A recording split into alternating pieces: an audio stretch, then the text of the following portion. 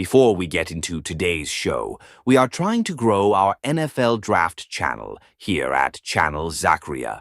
Sport, help us out by sharing today's video, gets it in front of more people, and the data shows that when that happens, a lot of people end up subscribing. We can keep doing more videos, so share today's video, social media, text it to a friend, whatever. Please and thank you. We are breaking down Meal, ER's latest 2025 NFL mock draft, all the first-round picks. No trades, by the way, based on the current NFL draft order. At number 1, the Tennessee Titans take Cam Ward, the Miami Hurricanes quarterback. I am curious what the plan is going to be with Mike Borgonzi.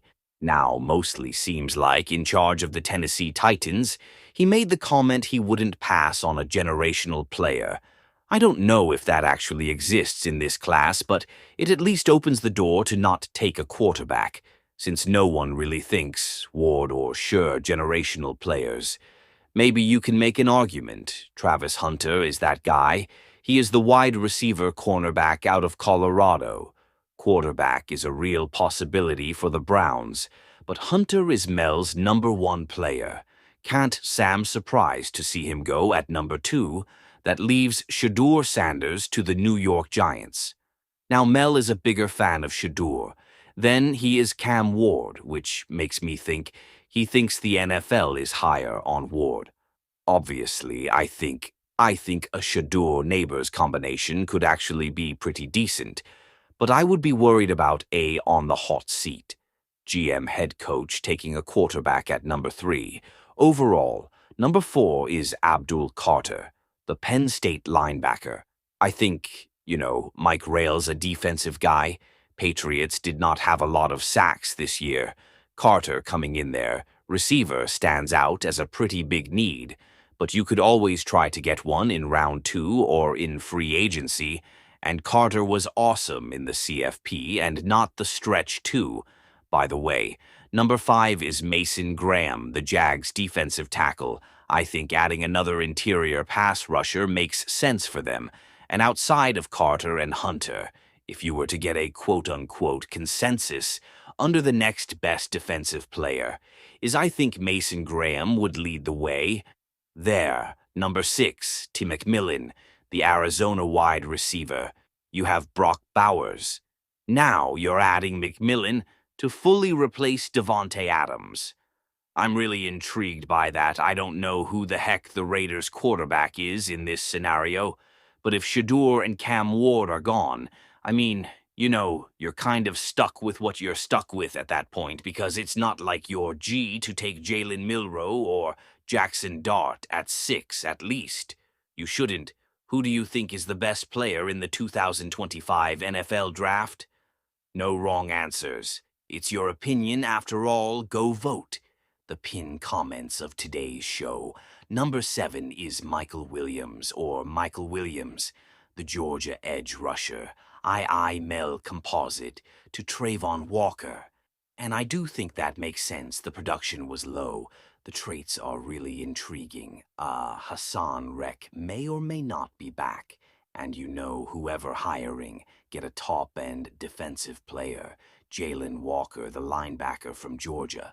Still don't know why PFF has at 41 on their big board. And Mel's got in top 10 here.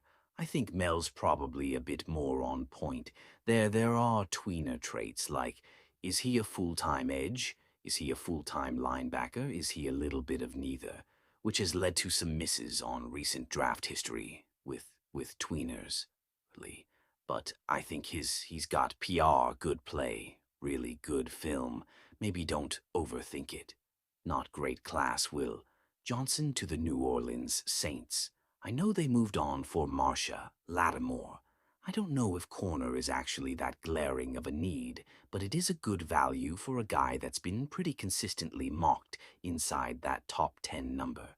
10 is Will Campbell, the offensive lineman out of LSU. Adding talent to protect Caleb Williams certainly doesn't surprise anybody. He's big at 6'2", 2 or 323. I do think he might kick inside the guard, which probably isn't that big of a deal for the Bears, kind of like. And it's not the same caliber of prospect as Peter Sconey, but I wouldn't be surprised if he went in the same range. Niners take Kelvin Banks Jr. out of Texas. I don't know how much longer Trent Williams can play. Maybe Banks can start on the right side, move over to the left side once it's time for that. But O-line help is a huge need for the Niners, and I actually like Banks slightly more than Will Campbell. Mel not taking Ash JY I think we have already. By the way, hit the point where people don't want to mock Genty to the Cowboys because they're going to mock Genty to the Cowboys a lot. I think that's kind of where we're at here. But I do like taking Luther Burt, this Cowboys team, as they run the worst coaching search of all time, outside of maybe the Jags year is up there too. They need a second playmaker. Jalen Tolbert, the washed-up corpse of Brandon Cooks and Jonathan Mingo, is not a real wide receiving core. Beyond Lamberton,